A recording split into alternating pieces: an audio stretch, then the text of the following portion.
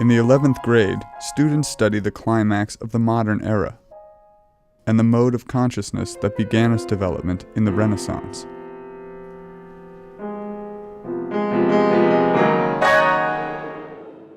In this period of great change, uncertainty, new technology, innovation, efficiency, and sort of the upheaval of the old systems, the breaking away from tradition, going through the process of modernization at a pace that was never experienced before. People realized eventually that there was this inherent uncertainty and unpredictability in the universe.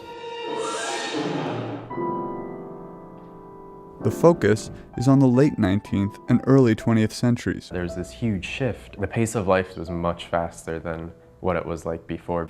There was a huge revolution in the arts, in business, in science, in basically everything. Students begin the unit by exploring the concepts of modern and modernization. They revisit content from the 9th and 10th grades to compare and contrast pre-modern and modern life. So when we talk about the modern period that is climaxing in this time period, when was it born? It's been going on since about the early Renaissance, which is what we've been studying since 9th grade. The unit is probably the best integrated unit we have for the year because the concepts of the unit are so interdisciplinary. You had this interweaving of new ideas and new thoughts, new inventions. So there was this linkage between the ideas of the time period and the way that people lived.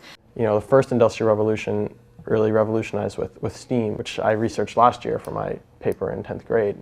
But electrification was the next one. It's like the telegraph, which they were like, oh, electricity, let's send messages with it. And then the telephone was like, oh, let's talk in real time. In science, students are introduced to the concepts of special relativity by examining relative motion and wave behavior. They see how the nature of scientific truth came into question during this period. One would think, according to classical physics, that if we pick an object in this room, and if I made a coordinate plane for this room, I could give it a position. And the question is, does such a coordinate system actually exist in space? Heisenberg realized that one of the consequences of quantum mechanics was that this actually isn't possible.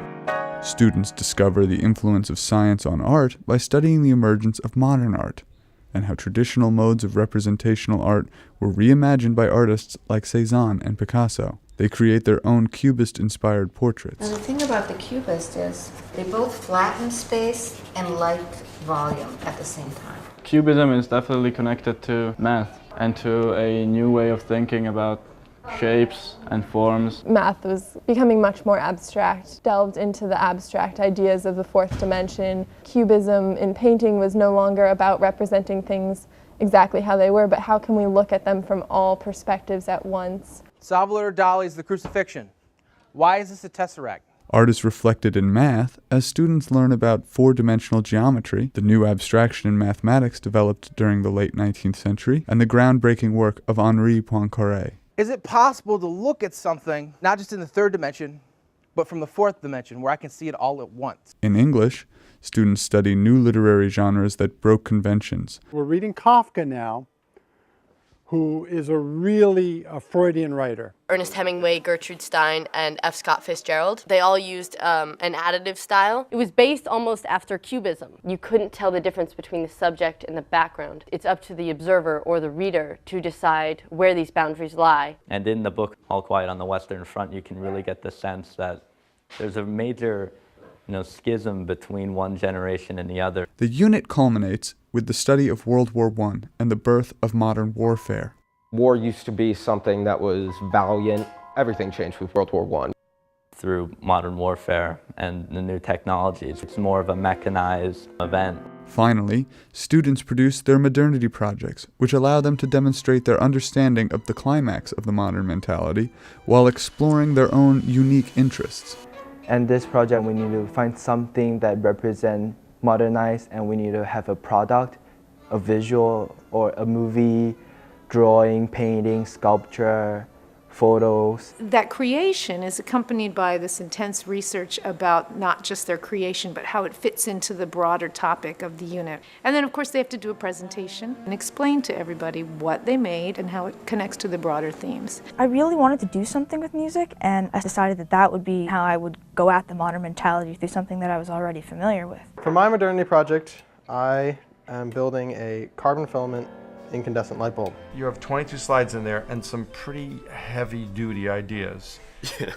Wave-particle duality, little things like that, the Heisenberg uncertainty principle. Well, all right, well, let's get started. I'm trying to find a very primitive town in my home country, Bahrain, and modernize it based on Paris's modernization, or what's referred to as Haussmannization.